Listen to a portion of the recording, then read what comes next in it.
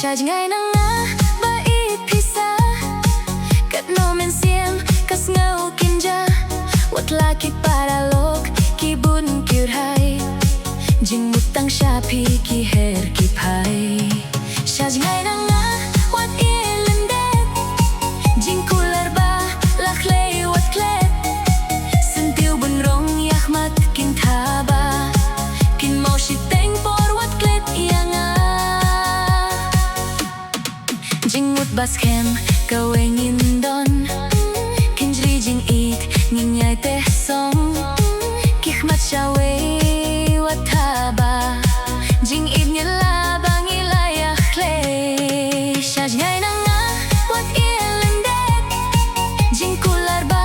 lakhlei wat klet sentiu bun rong yahmat kin thaba kin mau shi teng por wat klet yanga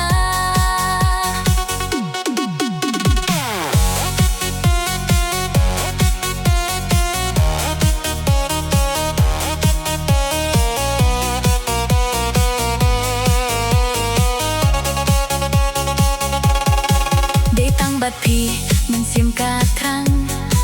bat pi ko it ban ya don lang wat la jing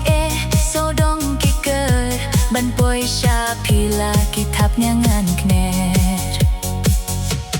bat no ko i dia pingan ya no jor ya jing it kor dor banga ju keng kor nap deng ki sen tiu babun rong pi de i banga la jit neng Sha Jngai nang nga